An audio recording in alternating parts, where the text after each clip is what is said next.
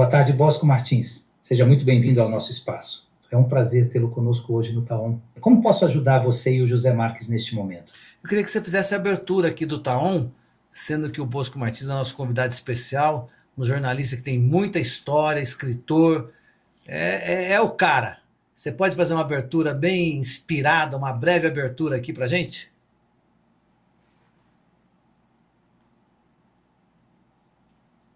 Hoje no Taon temos o privilégio de receber Bosco Martins, um nome que é sinônimo de jornalismo, com credibilidade e profundidade. Jornalista renomado e escritor inspirador, Bosco tem uma trajetória repleta de histórias que moldaram o cenário cultural e informativo. Com uma carreira brilhante, ele não apenas testemunhou, mas também escreveu páginas importantes da nossa história. Prepare-se para uma conversa que promete ser tão enriquecedora quanto inspiradora. Bosco, seja muito bem-vindo ao Taon, o podcast da sua história. Posso ajudar em mais alguma coisa? Não, agora você pode deixar comigo aqui, porque o Bosco vai contar a história dele para nós. Seja bem-vindo, meu jovem. Opa, muito bem-vindo. Gostou da nossa abertura aqui? Estou on e emocionado, né? Porque é outra dimensão, né? Eu estou cuidando de aprender também isso aí. Chegamos até a conversar sobre isso, né? Sim, do agente virtual, da inteligência artificial. E você já, como sempre, antenado, plugado, 24 horas, né? Já saiu na frente. Já estamos usados. Mas eu quero saber quem que é o Bosco Martins. Da onde que você surgiu, onde você nasceu, como é que você... Conta um pouco da sua história, do início. Eu nasci, na verdade, né? Pouca gente sabe disso. Geralmente, o referencial que se encontra aí internet, que é onde o Taon, o Zé Marques está tirando ali, geralmente é de Jaboticabal, de Fernandópolis, mas na verdade eu nasci no distrito de Fernandópolis, que é estado de São Paulo, que se chama Macedônia, não é a Macedônia helênica, não é a Macedônia, aquela Macedônia que tem... Não é aquela Macedônia, mas fez essa pérola que está aqui na nossa frente. Exatamente. 1001 variações dessa Macedônia, né? A Macedônia, um distrito de Fernandópolis, um município próximo de São José do Rio Preto. Lá nós nascemos. Meu pai, um professor de escola, né? Estadual. Minha mãe, uma professora de francês. Meu pai, professor de literatura. E eles, o gosto da leitura começa aí, sim, não? Sim, começa aí. Meu pai era um escritor regionalista. Tem um livro Na Venda do Tatu. Um dos livros dele, Escreva Correto pela linguagem da palavra, era meio Manuel Barreniano. O Manuel escreveu, inclusive, um prefácio do livro dele, que é o Na Venda do Tatu, que ele fala que você tem que valorizar a literatura regional. Esse foi um dos assuntos nossos aí nessa Bienal que aconteceu agora, terminada agora dia 12, né? Em comemoração, em homenagem ao poeta Manuel de Barros e também em comemoração à divisão do Estado. Chegamos aí aos 48 anos de idade de nascimento do Estado do Mato Grosso do Sul. Mas voltando ao nascimento desse jornalista, lá nos primórdios, como você está dizendo, eu nasci em Fernandópolis e meu pai era um professor viajante. Ia Jaboticabal, dava aula em Fernandópolis, lá onde eu nasci. Aí foi dar aula lá na beira do Rio Grande, na divisa de Minas Gerais, em Rifaina, com Sacramento. Aí eu cresci até uns 10, 12 anos. Aí nós viemos para Jaboticabal, que é onde meu pai nasceu, né? Minha mãe é de Pontal, de Ribeirão Preto, entre Ribeirão Preto e Pontal. Meu avô era um fazendeiro com 22 filhos, 11 homens e 11 mulheres, grande fazendeiro da região, que transformou os filhos em pequenos sitiantes, né? Mas, se fosse só minha mamãe, eu seria um latifundiário. Como é que fala? Um grande fazendeiro e um grande fazedor de fio também, né? Rapaz, só 22. Naquele tempo... Não tinha televisão. Não tinha televisão, era lamparina, né? Tá certo. Sou um homem comum, de carne e de memória, ando a pé, de táxi, de avião, minha vida, E a vida sopra acontece. dentro de mim, feito a chama de uma lamparina que pode subitamente cessar. Isso é do Ferreira Goulart, mas sintetiza um pouco o que é a nossa trajetória, a nossa vida. Nossa todos nós temos trajetória começo, efêmera. começo, meio e fim, né? É verdade. E como é que surge, eu nem vou falar Mato Grosso do Sul, acho que como é que surge Mato Grosso na sua vida, né? Sim. É isso? Primeiro, não, eu vim pós-divisão. Meus dois filhos Você são veio Eu vim pós-divisão? pós-divisão, meus filhos, os dois são campo-grandense e sul-mato-grossense. O Pedro nós fazendo agora 48 anos, fez agora, né? 48 anos de divisão. Ah, Ele está com 10 anos a menos, está com 38 anos, e a Mariana tem 35 anos. Mariana Brambila de Castro Martins, médica veterinária, formada aqui em Campo Grande, nascida e criada. mas E como foi mais ou surge, menos- mas como surge então, Mato Grosso eu do Sul? trabalhava, você perguntou da minha origem, eu trabalhei em rádio em Jaboticabal, meu pai aí voltando para a Jaboticabal, para dar aula, criou lá uma faculdade de educação São Luís. Hoje ela está com 50 anos, né? Tem 2 anos a mais do que o estado do Mato Grosso do Sul, que é uma faculdade com vários cursos, letras, direito, é uma das de umas boas faculdades ali, um Pedro Chaves, vamos dizer assim, um gestor da área região educacional ali. Meu pai e o irmão dele, meu tio Afonso Carregari Martins, junto com a dona Iracê, minha mãe, e a dona Angelina, a esposa, criaram essa faculdade que formaram centenas de alunos, professores, e está lá de pé até hoje, graças a Deus, uma referência na educação regional ali da região de Ribeirão Preto. E eu aí cresci ali em Jaboticabal, e aí comecei em rádio, PRG 4.500 Você kHz. nasceu e cresceu em terrenos férteis. Sim, sim. Jaboticabal, 1.500 kHz, que era a Rádio Clube de Jaboticabal, PRG4, e já, igual você, plugado e sequioso de informação, né? Eu digo assim que escrever é fácil, é impossível, embora hoje as IAs aí tem ensinado muita gente, né? O cara hoje está mais fácil de aprender. Hoje está Mas você tem que ter hoje tá mais fácil de pedir para ela, o jornalismo como artista é uma vocação, naquela época era uma vocação, você não tinha nem diploma, era um autodidatismo, a gente tinha amor na coisa e ia e pegava o jeito e começávamos a escrever. Eu fazia com 13 anos eu já era redator da rotativa sonora no ar, sabe, como aquele aquário aqui tinha um espelho, vocês manjam, né, como é que era aquelas cabines de rádio, o cara ficava ali do outro lado, eu redigia na máquina, colava, né, as chamadas, e nós tínhamos lá o nosso Cid Moreira, provocador de emoções fonéticas, que era o Farias Brasil, rotativa sonora no ar, dava aquela escalada, aí ele começava a chamar, né, aquelas manchetes e tal que você produzia e que ele estava ali Então foi aí na rádio que a gente iniciou na profissão. Nós tínhamos lá o Jaboticabal Atlético, glorioso Jaboticabal Atlético, a ser reerguido. Falando aqui, nós estamos falando para todo mundo, lá para o nosso prefeito de Jaboticabal, o professor Emerson, reerguer esse glorioso Jaboticabal Atlético, onde o Pelé criou uma faculdade de educação física lá, chegou a fundar uma faculdade de educação física. Conheci o Pelé com 13, 14 anos, com aquela maleta correndo no estádio de Jaboticabal Atlético, fazer entrevista. Ele levou uma senhora lá para abrir com ele essa faculdade e tal, virou concorrente por tempo, depois ela acabou fechando, não perdurou lá em Jaboticabal. Mas nesse tempo, a gente já iniciou na radiofonia, né? Repórter de rádio e tal. Eu me lembro muitas passagens engraçadas, o rádio... Mas você não me contou como é que você apareceu aqui na Mato Grosso. Aí daí do rádio, abriu-se a primeira escola de telejornalismo, vamos dizer assim, alvissareira, que eu chamo, que foi em Ribeirão Preto, quando a Globo, a IPTV, o José Bonifácio Nogueira, né? Não é o Boni, não é o sobrinho, não é o José Bonifácio sobrinho. Não é o Boni, aquele que montou a Globo e tal, é o José Bonifácio Nogueira, que era um homem muito culto, chegou a ser secretário de Cultura do Estado de São Paulo, e ele era dono de algumas filiais da Globo, né? Uma delas é a TV Campinas, em Varginha, Minas Gerais, e em Ribeirão Preto.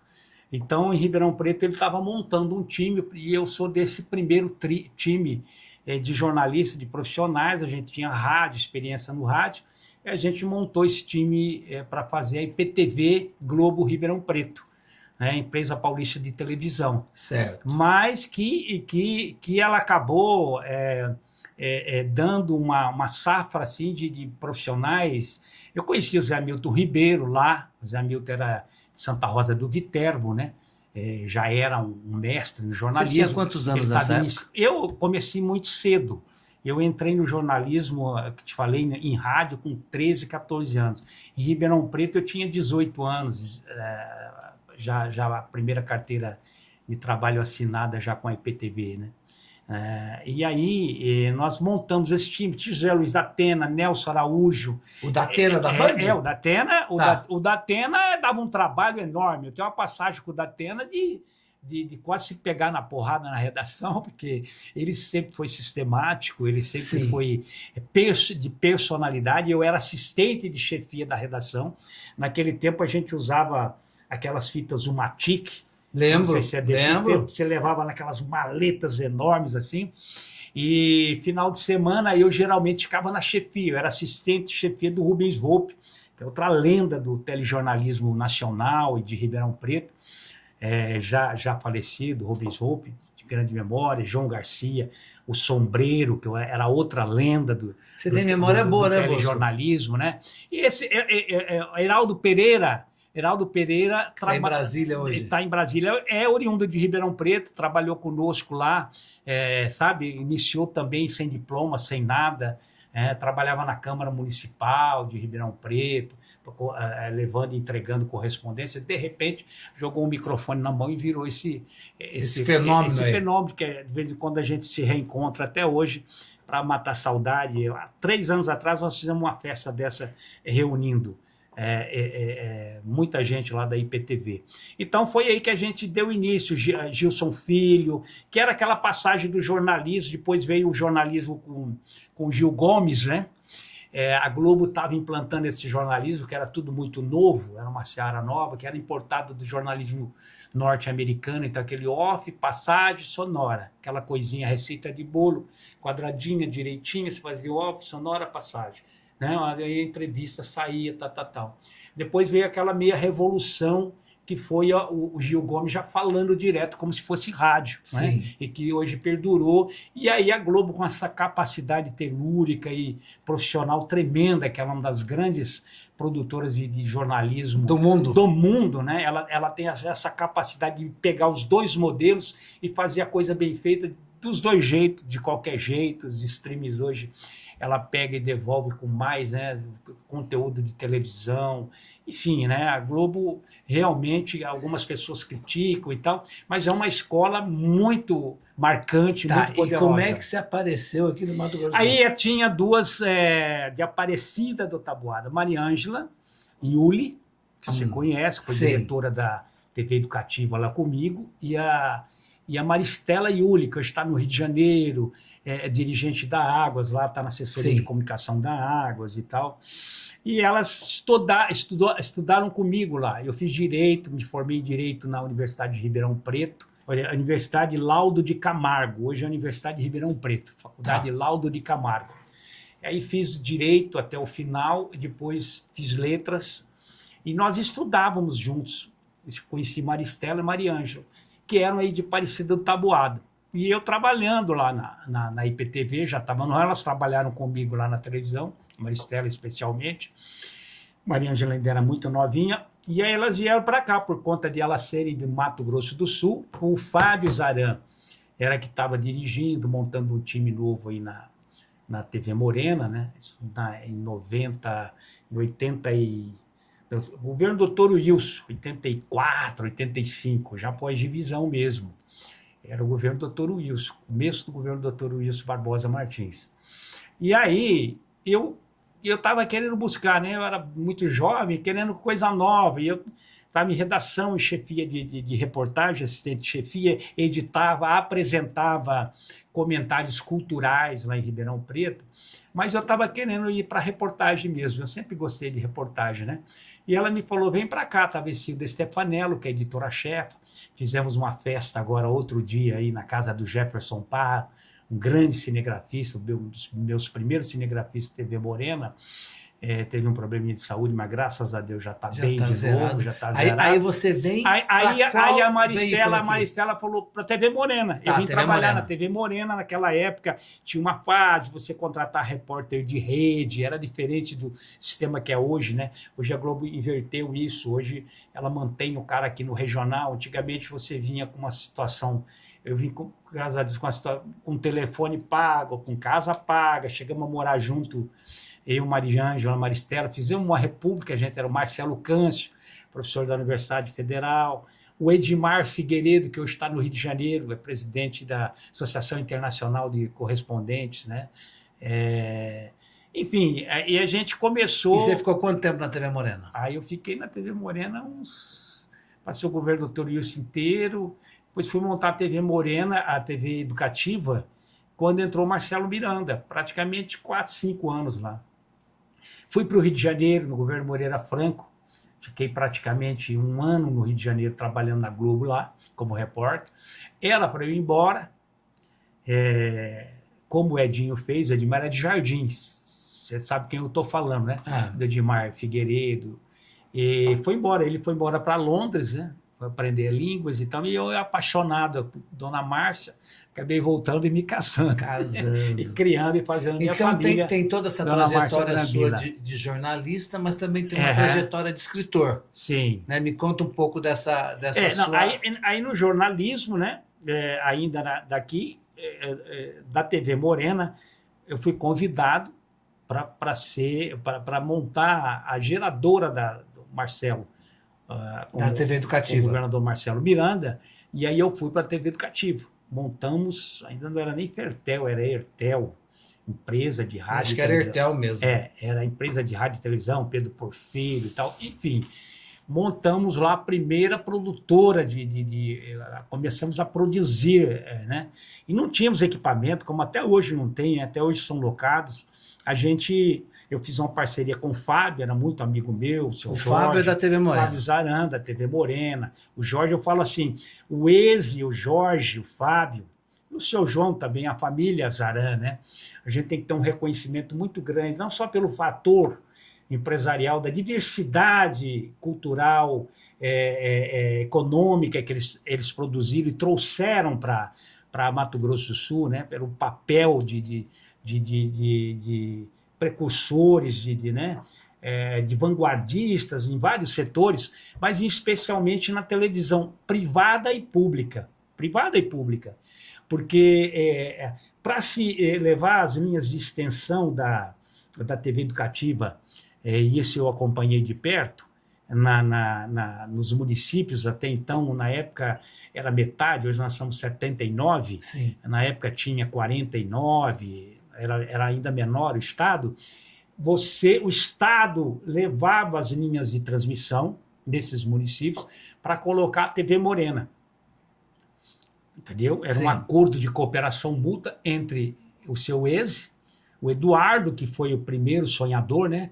O Eduardo, que pouca gente fala do Eduardo Elias Zaran, né? Que é o dono, é o nome ali da Zaran, mas o Eduardo também era outro alvissareiro, o pai da Laila, né? Que casou com o Marcos, que era um cinegrafista, o Marcos Silveira, meu amigo, meu cinegrafista também, uma pessoa também de uma índole, um casal fantástico, né? Hoje está morando nos Estados Unidos, nós tivemos recentemente agora uma reunião também com ele aí, e o Eduardo também tinha essa visão, né? O Eduardo é o cara que queria a televisão, depois o Eze abraçou e acabou trazendo a televisão, então eles tinham essas sensibilidades pública e privada da coisa. Não era só o empresário privado, ele também pensava eu falo assim, era o nosso Rondon, guardadas as devidas proporções, obviamente, do que um caminho de telecomunicação levou em paralelo a outro, eles exerceram mais ou menos o mesmo papel de ligar sabe? Esse ocodomundo.com.br, sabe? Quando a gente chegou aqui, era um ocodomundo.com.br, sim. sabe? Eu brincava muito isso com o Heitor Miranda, não é ocodomundo.com.br. Por exemplo, Três Lagoas era totalmente desvencilhada culturalmente, em termos de comunicação. O canal nenhum chegava ali. A gente falava aqui na capital e algumas cidades... Hoje a RCN manda lá. Né? Na verdade, o nosso amigo Congro. Rosário Congro. Grande amigo, outro grande alvissareiro, outro grande homem da comunicação. Está mandando lá com a cultura, com a RCN, né? Tive conversando com ele recentemente também. Agora com a Rádio Massa. Com a Rádio Massa, agora...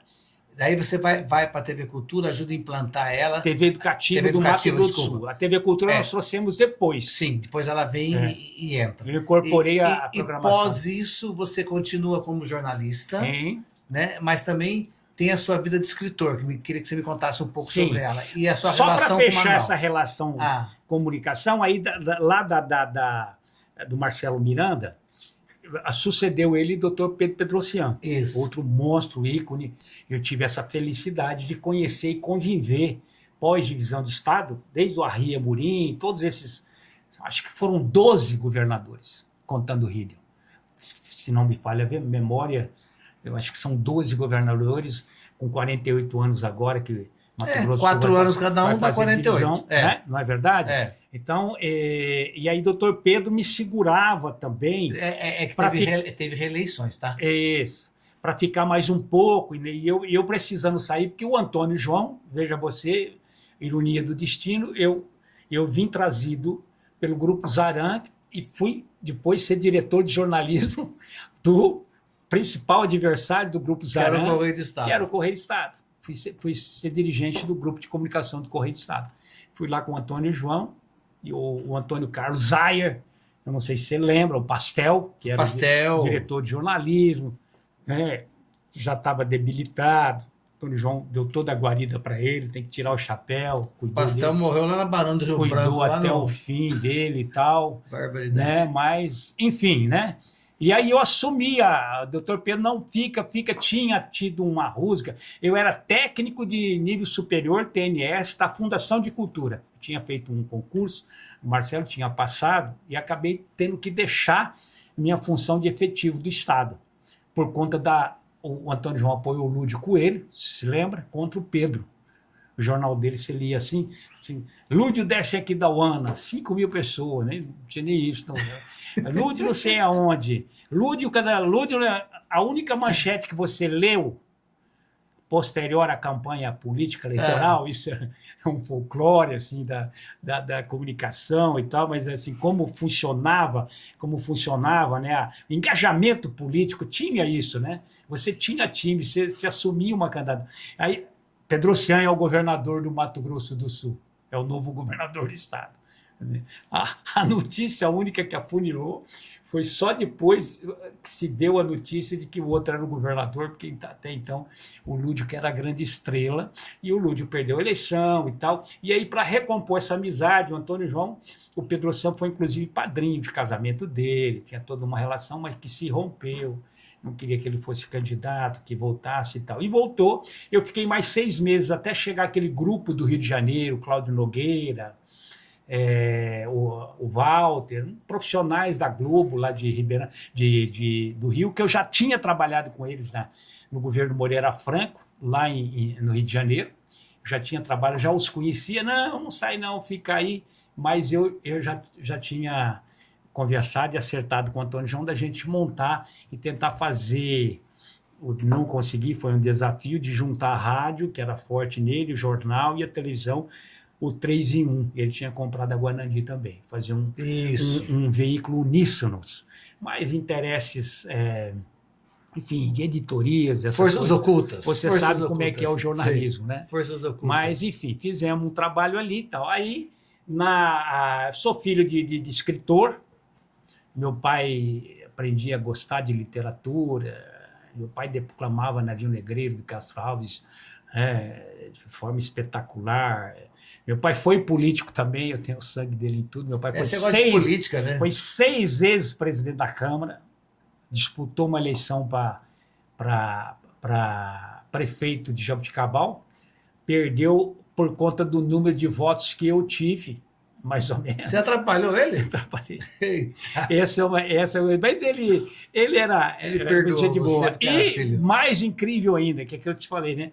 Nós, na nossa juventude, somos todos de esquerda. Eu fundei o PT em Jaboticabal, na região, em Ribeirão Preto, e o Lula foi candidato a governador na década de 80. Eu saía com ele de baixo para cima, de baixo para baixo. Ele conta essa história até hoje. Quando eu vim aqui, ele veio aqui na Universidade Federal várias vezes. O Bosco! Ele lembra dessa história, porque não esquece. A gente ia com o megafone, Ribeirão, então era lá para trás.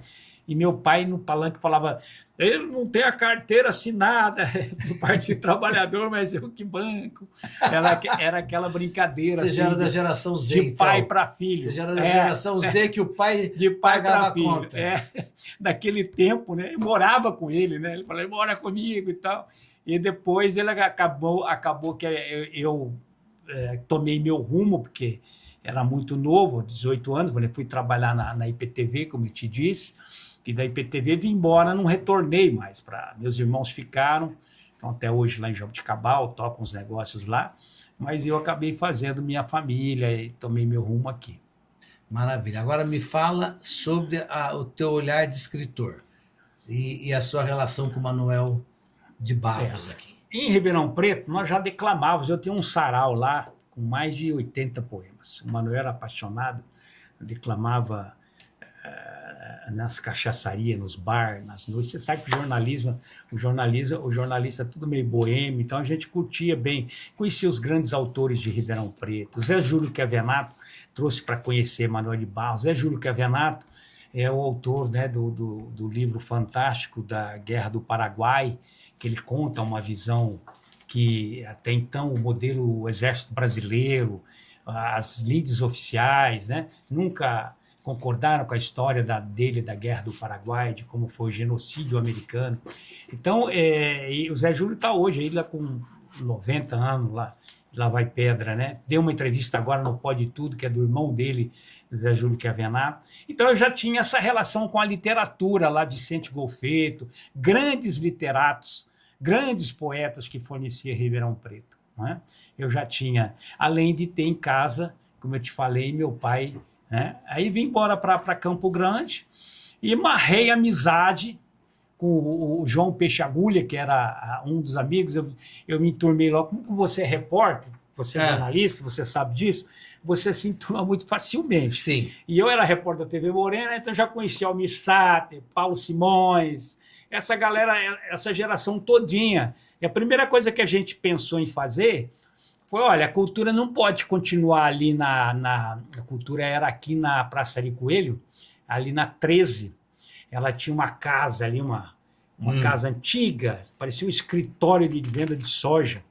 E a plutocracia que mandava na cultura reinante, o Dr. Wilson nomeava aqueles parentes, tudo. Aí o preço de soja. Eu falei: não, gente, a cultura tem que ter ela tem que estar no primeiro escalão. Foi quando a gente criou o movimento para criar a Secretaria de Cultura, colocá-la no primeiro escalão, e o Marcelo Miranda, com o Olavo Vilela, que era o chefe da Casa Civil, tem que te reconhecer, tirar o chapéu, criou a Secretaria de Cultura. E aí entrou Manuel de Barros, aí o filho do Manuel, o João, né, que a gente chamava de João Peixe Agulha, na verdade era o que fazia cena cultural, né? Eles naquela época nem eram craques, eles foram a coisa foi não crescendo, né, Zé? E de repente viraram, se transformaram, né? O Teló, né? Ia lá no estúdio do Guarani com o Tostão, né? Gravava quietinho, tal, aquela editora Pantanal, né? Mato Grosso do Sul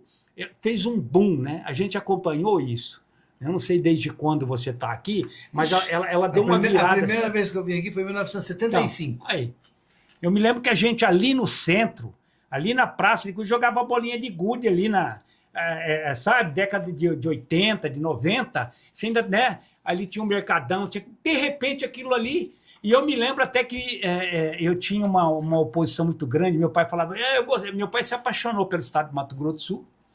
A Márcia criou uma ONG, minha mulher, lá em Bonito, e ele falou, eu preciso investir um dinheiro lá, tal. nesse estado, papapá. E eu me lembro que eu discuti isso muito com a Márcia, porque eu falava, não, eu vou comprar terreno, comprar 10, 15 terrenos nesse Campo Grande. Você tá louco, isso vai demorar, não vai ficar aquela discussão. Demorou, né? Investimos em Bonito. E deu certo os dois jeitos. Porque em Bonito também aconteceu a mesma coisa, sabe, Zé? Bonito também, como Campo Grande, fez assim, pum, do dia para a noite, ela deu uma virada, sabe? Ô Bosco, me fala então, aqui como é que foi essa relação do Manuel. Aí conheci o poeta Manuel de Barros. Eu era correspondente da revista Caros Amigos aqui no Mato Grosso do Sul, que era do Sérgio de Souza.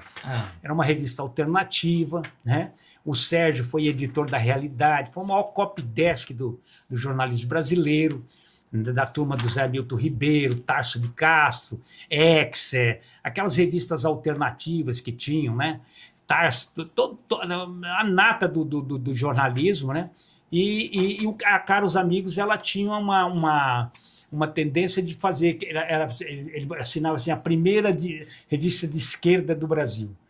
E a ideia era desenvolver discussões teóricas, filosóficas, né, de dar alternativa de poder e tal. E aí a gente começou, e o Manuel era um fã. E o João, o filho dele, tocava um violão, era amigo, a gente falei do Almir, tanto ele tinha um escritório aqui na Rui Barbosa, antes de chegar na Afonso Pena, tá? Até hoje passado. Tem uma camiseria. Agora eu fiz até essa camiseta aqui, agora que acabou o Bienal Pantanal, com o Hélio, ali da camiseta, que é do lado da casa onde era o escritório do Manuel. O Manuel ficava ali, alô, câmbio, aqueles radinhos de...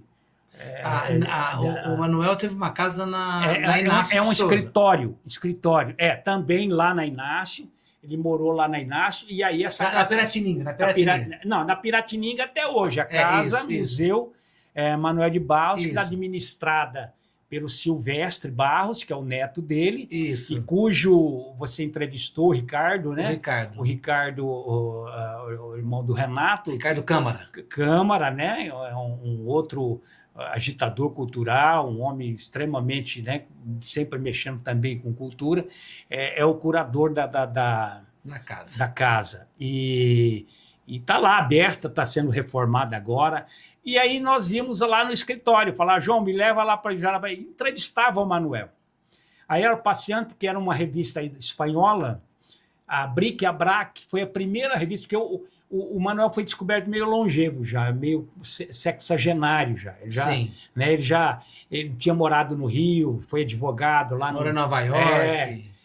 Passeou por Nova York, Itália, foi para Bolívia, foi para Peru, fez a rota bioceânica, aí que eu digo, né, controvérsia, outra rota bioceânica, né, que a China tem um acordo de cooperação com o Brasil para fazer essa outra rota aí, tirou a Bolívia agora, mas Peru está dentro, né? Então, ele fez essa rota antes de nós todos aí. Mas para buscar a inspiração indígena das palavras, porque o Manuel, ele assim, como Guimarães Rosa, né? O Rosa escrevia prosa, ele poesia, né? Mas os dois tinham uma irmandade muito grande. Esse livro que você falou, Nossa Senhora Minha Escuridão, é o primeiro livro dele, era meio deísta, ele era meio católico, estava no colégio e tal, e assumiram com esse livro quando teve uma batida no colégio e tal, porque achando que ele é de esquerda, ele é comunista, né? Aí, as freiras, as madres lá esconderam, nunca mais se ouviu. Tinha um outro livro dele, que ele se achou tão igual ao Rosa, era tão apaixonado no Rosa, que ele também sumiu com esse livro, né? Ele não gostava de falar desse livro, mas ele adquiriu, né? E eu falo assim, o Riobaldo, que é no Grande Sertão de Veredas, é aquele que luta, né, contra os jagunços, que no subliminar é a boa literatura versus a má literatura, né? É uma guerra intrínseca assim do autor, do escritor, da boa literatura, que não falei, a Bienal que acabou de acontecer, porque você tanta coisa acontecendo, tem muita coisa boa, mas também tem coisa que deixa a desejar, não tem só literatura. E o que tem no Diálogos do Ócio? Conta para nós. E o Diálogos do Ócio, exatamente a partir desse período que nós nos descobrimos, nunca mais nos largamos 3 décadas de amizade, um inventário de décadas de amizade com o poeta. Aí eu ia lá, aí aí a El Paciente, que era essa revista espanhola, divulgou ele lá na Espanha, aí começou a surgir gente de tudo quanto é lado, descobriram que fora do eixo Brasil-São Paulo tinha um poeta inacreditável, né? Chamado Manuel de Barros, né? E aí ele começou, só para mim ele me deu umas 8, 9 entrevistas que até hoje tem na Caros Amigos. Um dos próximos. Ele dava pouca entrevista, né? Quase não dava, né? É um dos próximos. Do próximo livro, eu falei com a Lana, que é a esposa do Sérgio. Eu devo publicar essas entrevistas, porque até hoje estudantes, academicistas, eles procuram as minúcias do poeta, querer saber as coisas dele, né? E dentro do Diálogos do Ócio, o que você destaca? Então você tem isso aqui, Diálogos do Ócio, exatamente assim. Então ele é uma bricolagem, né? Tem tudo, tem aqui o seu Abílio, que era o irmão dele, né? Tem um livro aqui, A Saga dos Barrinhos. Aí eu fiz uma síntese da Saga dos Barrinhos para você ver a origem, da onde que veio. O Manuel nasceu lá em Cuiabá, mas saiu de lá com 3 meses, né? E já foram para Corumbá, né? Então, aí você tem todas essas trajetórias, tem a bibliografia, tudo que ele escreveu, todos os livros dele, tem as pessoas falando dele, todos os grandes admiradores dele falando dele. E aí a parte mais saborosa é que eu ia anotando, né? Que eu chamei assim, aqui tem o prefácio, que é do Zé Milton Ribeiro. Sim. Que é o poeta, o fazendeiro e o autor, né? Que ele fala dessa relação de amizade nossa. E Manuel humilde, mais vaidoso. E aqui as entrevistas que ninguém fez. Que eu falo assim, é um livro, Zé, que não é assim para você pegar é um tijolaço, tá 400 páginas. Sim. Né? Não é qualquer... Assim, o cara com preguiça, muita preguiça, não lê. Mas ele é um livro leve, é tipo O Zé Milton é exagerado, ele falou isso que é uma bíblia. É um tesouro, isso é um tesouro. Isso é uma bíblia do Manuelana. Isso você tem que ter na cabeceira. Eu faço assim com ele quando eu quero reler, eu deixo sempre na cabeceira, ali no abajur. Aí qualquer página que você abre, você vai encontrar uma história interessante. Clarice Lispector teve agora aí falando sobre ela na Bienal do Livro. Teve um debate da Academia Sul-Mato-Grossense e tal. Aqui ele falando dela. Clarice Lispector, sou como você me vê. Posso ser leve como uma brisa ou forte como uma ventania.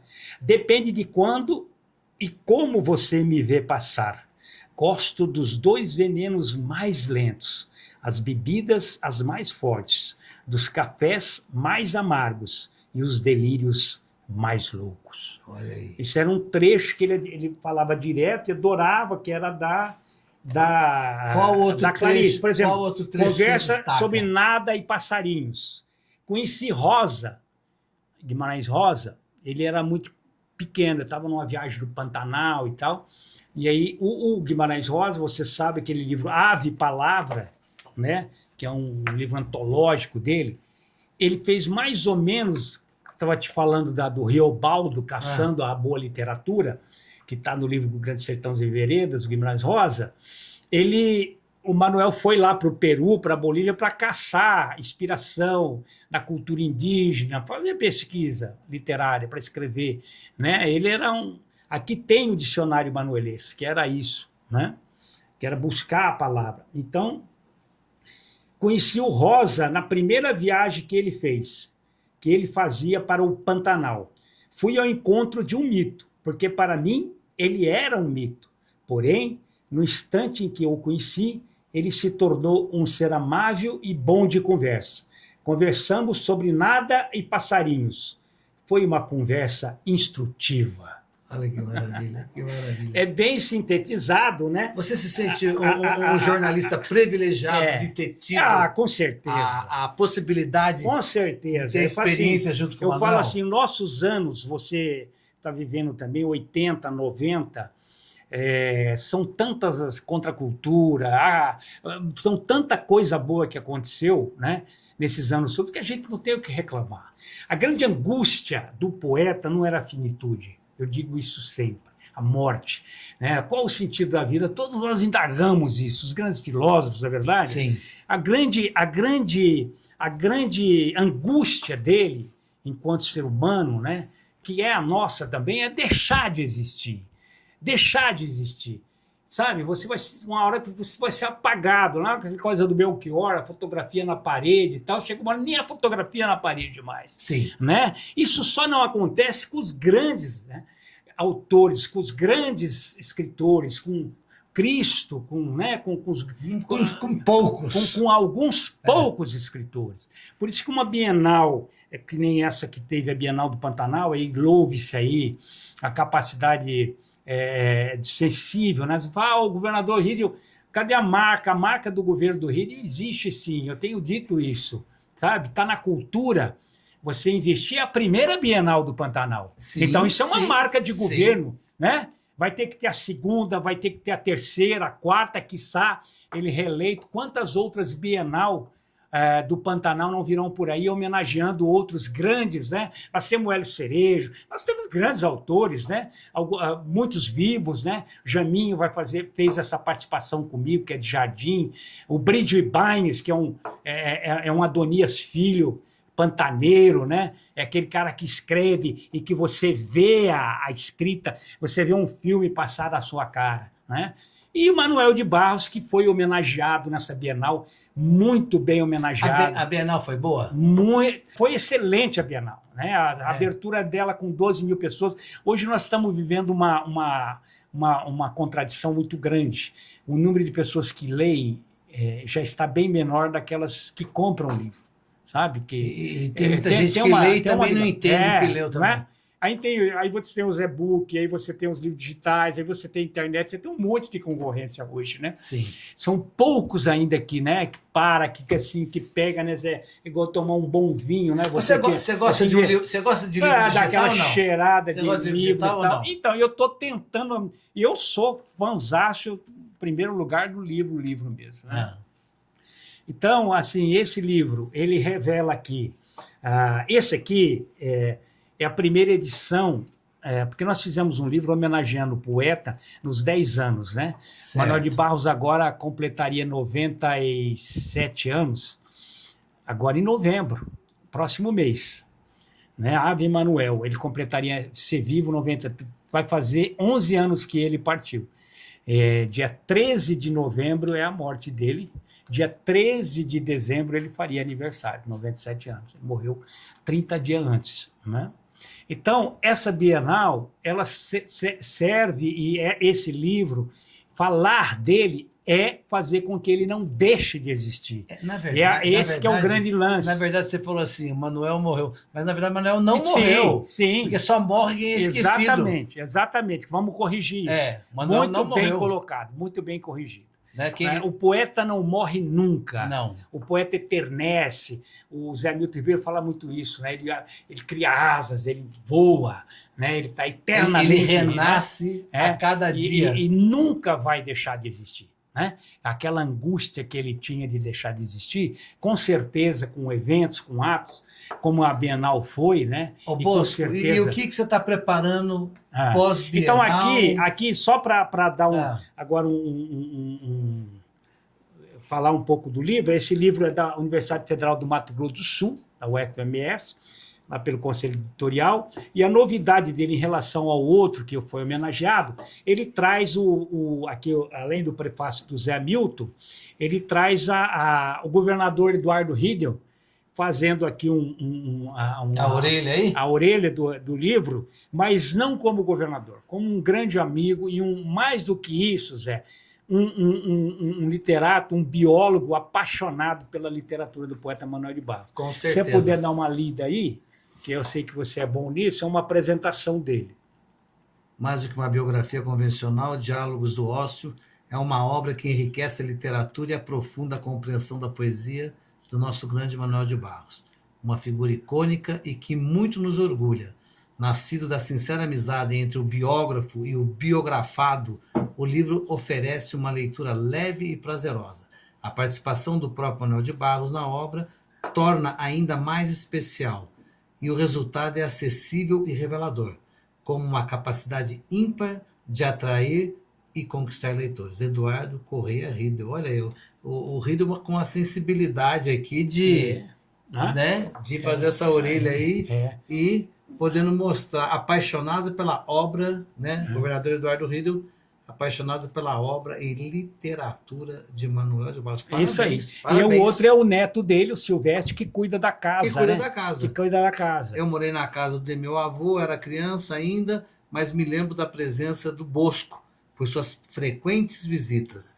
Ele ficava ali mais tempo, conversando sobre tudo, e isso divertia meu avô. Eram encontros prazerosos, agora transportados para o livro. Silvestre Passos, que, aliás, o Manuel recebia os convidados no final da tarde, sim, né? Porque ele almoçava, né? Exatamente. Aí ele dormia, aí ele tomava um esquinho e recebia os amigos. Não tinha esse negócio do Bosco, do fulano, do Beltrano, todos os amigos. E de preferência, os mais simples. Às vezes ele ficava meio incomodado. Fica aí hoje, passa o dia que esse mala, o cara quer saber isso, quer saber aquilo. O cara, quando perturbava muito, queria, sabe, muita informação, ou um político querendo, sabe? Aí ele já ficava meio incomodado. Ficava meio estressado. Ele gostava mesmo, era do, sabe, da pessoa que pudesse inspirá-lo a compor alguma coisa. Bosco, nós estouramos nosso tempo aqui, mas só para deixar uma mensagem do jornalista, do escritor, do visionário, né? Bosco Martins. O que você deixa para a gente finalizar esse nosso podcast aqui? Olha, o que eu deixo é a mensagem que está nesse livro, nesse mundo hoje, né, tão conturbado, né, nessa desconstrução que nós estamos vivendo, de que a poesia do Manuel de Barros continue valendo no coração, na alma de todas as pessoas, né? Porque, como ele mesmo diz aí, Zé, gente besta e pau seco dá em tudo que é canto. Obrigado, meu jovem. Grande abraço. Boa. Obrigado. Terminou bem o nosso podcast aqui. Maravilha. Obrigado, Zé. Valeu.